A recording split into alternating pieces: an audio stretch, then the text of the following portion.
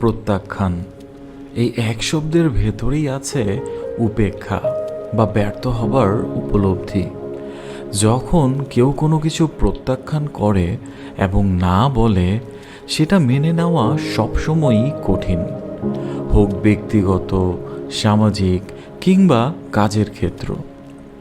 স্বাভাবিকভাবেই প্রত্যাখ্যান গ্রহণ করা আসলে সহজ নয়, কিন্তু এটি আমাদের জীবনের একটি অবিচ্ছেদ্য অংশ।